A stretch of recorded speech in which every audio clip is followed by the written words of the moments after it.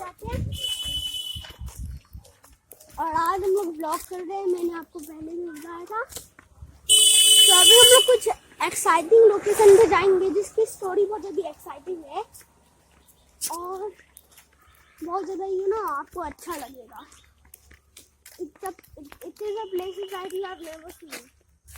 तो आगे बढ़ो कैमरामैन, चलो चलते हैं। ये जमीन से कितनी ऊंची है?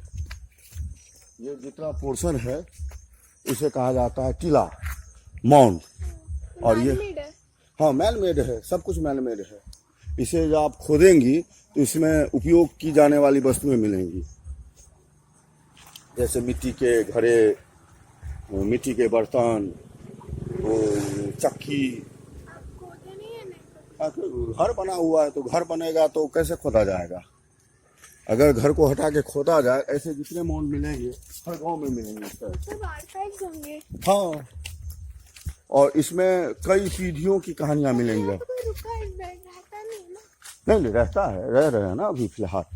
ये आपके इस परिसर में सबसे ऊंचा जगह है, तो अर्थात इसका मतलब है ये सबसे प्राचीन है।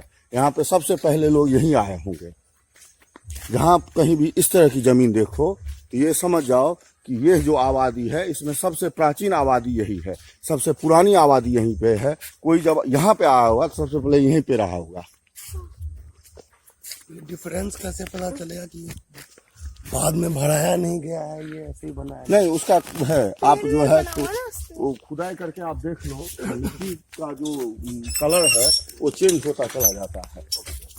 और उसका सबसे आसान उपाय है, एक डिगर होता है। सबसे पहले डस्ट होता है, उसके बाद इग्नियस, उसके बाद जाते जाता है वो अलग अलग टाइप के रॉक्स, इनमें से अलग अलग लेयर्स होते हैं। हाँ, अलग अलग टाइप के। जनरली एक पीढ़ी का जो लेयर होता है वो 3.5-4 फीट का होता है। अच्छा, मतलब 100 साल में 3.5-4 फीट लेयर तैयार होता है मैक्सिमम। मान लीजिए आप 100 साल, तो 4 फीट का लेयर जितना ज्यादा डीप जाएगा उतने हिसाब से आप पता कर सकते हो कि इतने पुराना है। अच्छा, चलिए, ऊंचाई होकर जाते हैं थे divided by 4 feet is equal to 100 into that many years। और 40 साल 20 फीट मतलब 500 ईयर्स पुरानी। 40 साल एक पीढ़ी मानी जाती है। मतलब कितनी पीढ़ी यहाँ पे आपने सुना होगा कि हम इधर हम लोग पहले बाद बोल देता हूँ, हम लोग पानी तोड़ने हैं। और आज आपने सुना होगा कि इधर कुछ माउंटेन टाइप के कुछ चीजें क्रिएशन बने हुए हैं जो मैंने है, और उसके ऊपर घर भी है। पर अगर आप उसकी मिट्टी को खोदेंगे तो अंदर जाके आपको बहुत सारे ट्रेजर्स मिलेंगे। बहुत सारे पुराने चीजें मिलेंगी आपको, पर कोई खोदता नहीं है क्योंकि उसके ऊपर घर बने हैं और अभी भी कोई इंसान उसके ऊपर लिव कर रहा है। और 100 साल में उधर और सॉइल के 100 साल में 3 या 4 फीट बनते हैं। तो चलिए आगे बढ़ते हैं। हम लोगों ने एक और नया एक्सप्लोशन, हम लोगों ने एक और नया खोज निकाल चुका है, तो चलिए आगे बढ़ते हैं। लेकिन ये एकनाथ ठाकुर हुए खंडवाला राजपुर के। किसको? इसको ना जन्म स्थली है ये। एकनाथ ठाकुर कौन हाँ, है? ऐतिहासिक पुरुष हुए और खंडवाला कुल के राजा हुए। हाँ, उनका ये जन्म स्थली है, यहीं पे जन्म हुआ था। हाँ ठीक है, ये घर था, मोंड है, देख नहीं रही हैं कि शहर जमीन से ऊंची जमीन है। ठीक है, और ये मंदिर जो है, यहाँ पे जो शिव जी हैं भैरव, वो भैरव की जो लिंग है वो पहले मोटा, फिर उससे मोटा, फिर उससे मोटा, मतलब कितना भी खोदा गया उसके तल को नहीं निकाला गया। तो यह जो है सदा से पूजित होता रहा कि ये भैरव हैं, इन्हें जो है हम यहाँ से वहाँ डाइवर्ट नहीं कर सकते हैं, प्लेस नहीं कर सकते हैं। हमारी बड़ी दादी जो मरी, उनके गहनों को बेचकर जो है ये मंदिर बनाया गया, जो उस पर लिखा हुआ है बड़ी दादी, उनके गहनों को बेचकर जो है ये मंदिर बनाया गया है।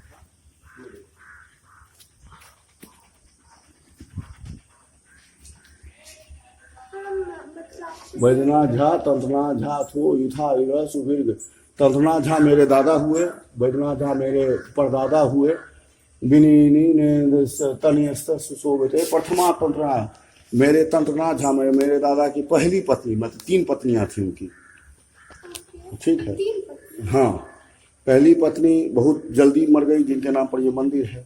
दूसरी की कोई संतान नहीं हुई और उनका पैर खराब हो गया।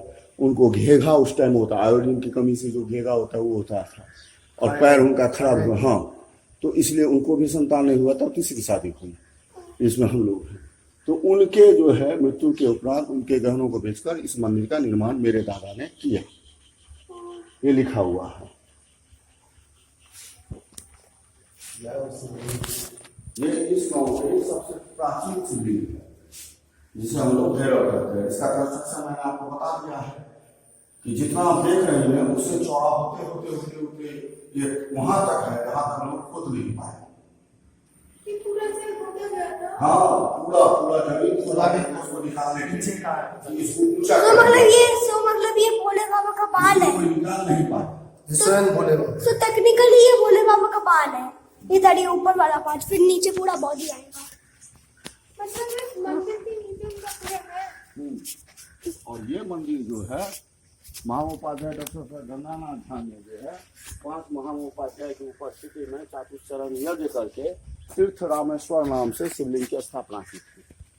महामहोपाध्याय डॉक्टर रामेश्वर का ज्योतिर्लिंग से उसकी स्थापना है। हम गए नहीं है रामेश्वर। रामेश्वर हम सब नहीं, हम तक ये देखिए स्फटिक लिंग है इनका, स्फटिक लिंग इसको कहा जाता है। अंदर जा सकते हैं? हाँ, प्रणाम तो कर ही सकते हैं। और ये जो है यहाँ पे देखना चाहते हैं उस तरफ उनके द्वारा स्थापित जो है ये भेखनाथ। So इन शिवलिंग की हिस्ट्री क्या है? ये गंगा महामहोपाध्याय डॉक्टर गंगानाथ झा ने यहाँ स्थापित किया है चातुश्चरण यज्ञ करके 5 महाउपाध्याय की उपस्थिति में, जिसका उल्लेख इसके दीवार पे है। So basically इधर की स्टोरी ये है कि इधर आप जो मंदिर देख सकते हैं इसके अंदर एक शिवलिंग है, और वो जो शिवलिंग है वो भले ही साइज में बहुत छोटा दिखता हो। 1 सेकंड। और ये इसका पूरा शिलालेख है। गंगानाथ झा देख रहे हैं यहाँ पे, गंगानाथ झा नाम है। तो ये पूरा मेरे पास ये क्या लिखा हुआ है वो भी मेरे पास सब कुछ है।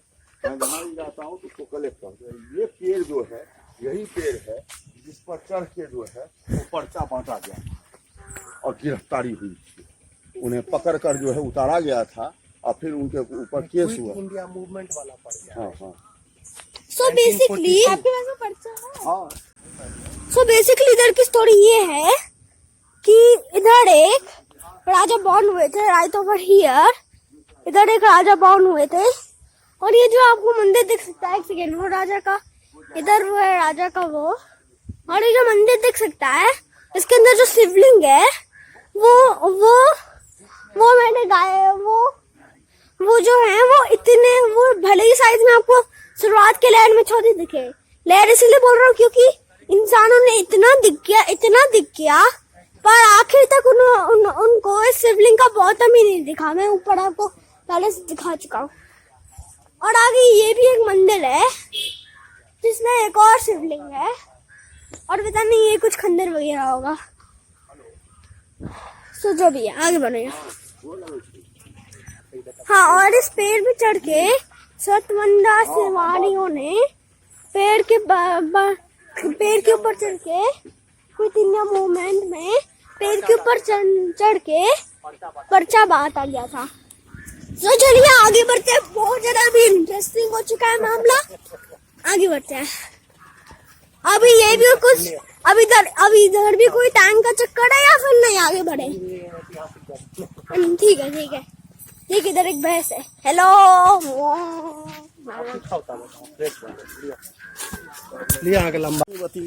संस्कृत महाविद्यालय, एक कैंपस में संस्कृत और अंग्रेजी शिक्षा के लिए जो है विद्यालयों की स्थापना, साथ ही साथ लक्ष्मीवती ट्रस्ट फंड जो है, हाँ, लक्ष्मीवती ट्रस्ट फंड एक है जिसके तहत दोनों ये संस्कृत महाविद्यालय, लक्ष्मेश्वर एकेडमी और वहाँ पे जो है वो हॉस्पिटल जो है ये तीनों जो है आता है। तीन ये सारी जमीन गांव के लोगों ने दी है। ये भवन जो है लक्ष्मीवती ने बनवाया था, ठीक है। और यह जो ट्रस्ट जो है वो लक्ष्मीवती ट्रस्ट फंड के तहत जो है दरभंगा के महाराज लक्ष्मेश्वर सिंह की वाइफ थी लक्ष्मीवती, ठीक है।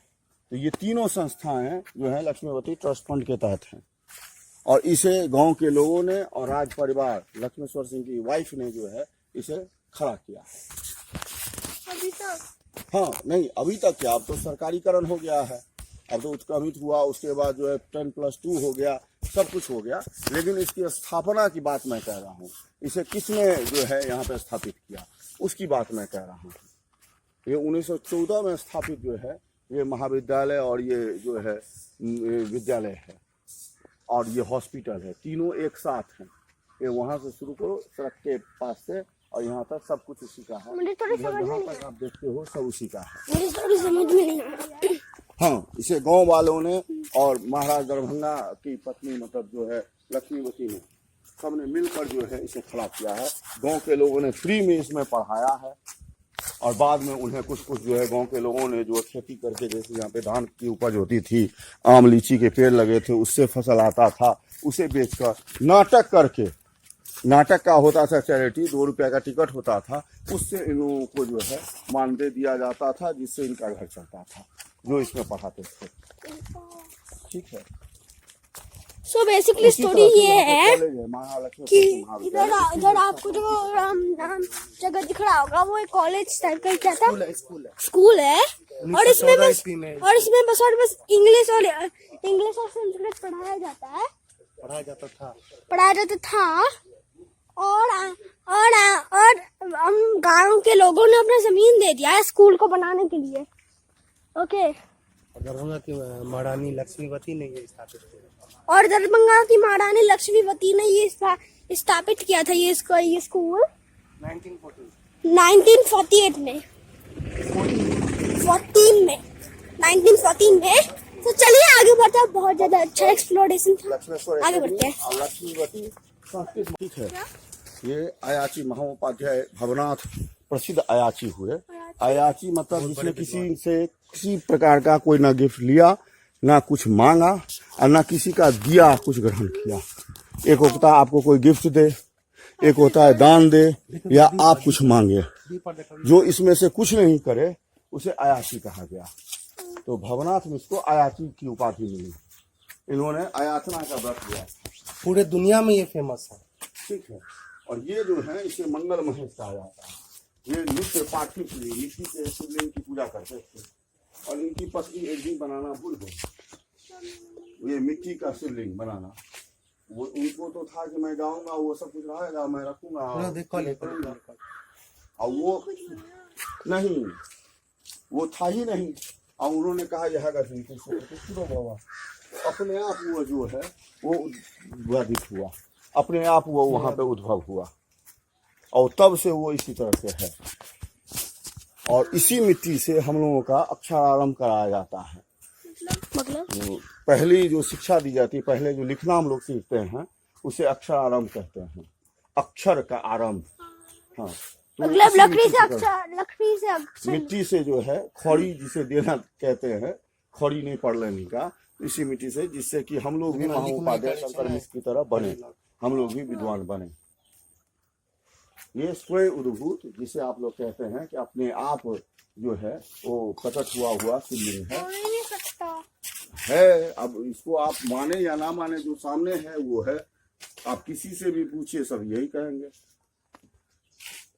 यहाँ पे उनका घर था। हाँ, ये जमीन मॉल, ध्यान दीजिएगा मैं क्या कहता हूँ, जमीन से ऊंची जगह देखिए ये कितना ऊंचा है।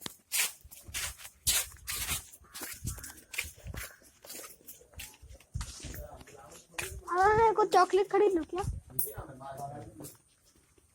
अब मैं हम जगदानंदा जे सुनै छियै ने अपा, मानो हम जगदानंदा हाँ से जिनके लिखल छन Shankar Mishra. Oh my God, सब बहुत इंटरेस्टिंग स्टोरी बन चुकी है। अभी तो मैं आपका आवाज मुख्यमंत्री एकर शिलान्यास केलखिन। पढ़िए, देखिए इसको पढ़िए। ये आया कि जिनकी बात अभी मैं कर रहा हूँ, महामहोपाध्याय भवनाथ में प्रसिद्ध आया लिटरली हम लोग अपने प्रधानमंत्री को गौर लग रहे हैं। ना किसी का प्रधानमंत्री दिया नहीं, हुआ। बहुत बड़े विद्वान अयाची मिश्र हाँ, की ये अपने जगह है। करके जो तब अभी तो पूरी प्रधानमंत्री दुनिया में ये फेमस है। बच्चों को पढ़ाते थे। हाँ, उन्हीं का ये जन्म स्थान है। घर में सदा टीचर ही हुए। उनके पुत्र शंकर मिश्र बहुत बड़े विद्वान थे इनका और ये हमारे नाना जी के पूर्वज थे। हम उन्हीं के, हमारे नाना जी उन्हीं के वंश में थे। एक तरह से हमारे नाना जी के रिलेशंस के घर से ये है। अच्छा, इनके बेटे हुए महामहोपाध्याय, तो बेसिकली बात ये है, जिनकी 22 किताबें जो है तो publish बेसिकली हैं, बात वो ये आज है भी कि उपलब्ध है मेरे पास भी। 22 किताबें। वो हर में वो कहते हैं बाबा यार, जो मैंने मुझे समझ में नहीं आया, सॉरी बताओ। और मेरे पिता को उनके बड़े भाई जीवनाथ ने कहा। तो बेसिकली बात ये है कि एक शिवलिंग है शिक्षा जो मिट्टी के बने हैं, उधर है, हम आपको दिख नहीं रहे होंगे, पर उधर है। और ये कितना ऊंचा है, और वो देखिए, रहा नॉर्मल अभी का, और ये कहाँ पे आप खड़ी है, वो रहा मंदिर कितना ऊंचा है। तो 3 माउंट अभी आपने देखा, एक अपने घर के पास, एक भैरव स्थान में, एक तीसरा ये है। तो ये तीनों जो है एस्टेब्लिशमेंट जोड़ेंगे तो कुछ ना कुछ उतार होगा। मैंने क्या कहा, 100 पीढ़ी में 4 फीट ऊपर जाता है सीताराम मंदिर, जब मंदिर पर हिंदी में हिंदी में बोलिए, हिंदी में मंदिर पर दिखाया चलो। यात्रा होती है। रथ यात्रा हमारे सबका शक्ति तो उपासक थे ना। हाँ,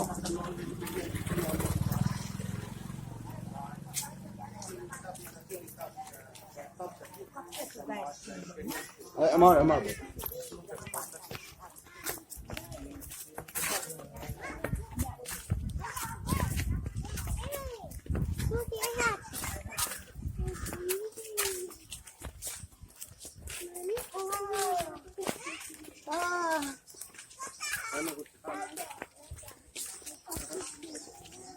लिटरली मैं यूजलेस वीडियो रिकॉर्ड कर रहा हूँ। हाँ, बस ज्यादा।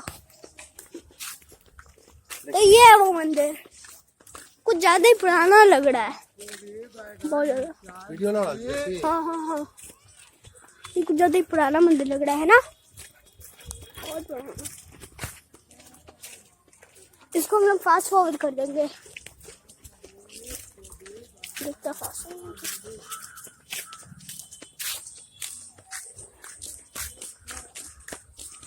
वही जो है रथ यात्रा जब शुरू होता है उस दिन यहाँ से पालकी पटना से जाती है। ठीक है, हिंदी में अब्दाली के जखन आक्रमण थे तहन उपद्रव बढ़ले आ तखन जे छै क्या? पटना से वीडियो ना डालिए। हाँ, हिंदी में आक्रमण के बाद जे छै माइग्रेशन भेलै, ताहिमे अपना सब चलि गेलहुँ। हमर सबका रूट है, हम सब ऐसे ही ई सबसे ऊँच एरिया छै गाम के। में 7 का घर चलेगा। हम सब एते पहिने एलहुँ, फिर एतऽ से जतऽ घुरन ठाकुर के घर छै ततऽ सेकेंड जे छै माइग्रेशन छलै, आ तकर बाद फेर स्कूल लगमे, आ तकर बाद फेर उत्तरबाइपुर जतऽ एखन अहाँ सब नहि बुझते किया हिंदी में हाँ अरे सबसे खाली हिंदी में बाजू ना, पूरा गाम छै। तो खाली हिंदी में बाजू ना। हाँ सही देखिए, आपने कल में ये सिद्धेश्वर नाथ है, वो माँ सिद्धेश्वरी है। तो सेम पीरियड के ये दोनों जो एस्टेब्लिशमेंट हैं, ठीक है। इसमें महादेव का जो स्थापना वो देखिए कितना नीचे है। तो अब अंदाज़ा लगाइए कि उस टाइम में जो है यहाँ का जो ग्राउंड रहा होगा वो कितने ऊंचाई पे रहा होगा। चप्पल खोल के आइए देखिए।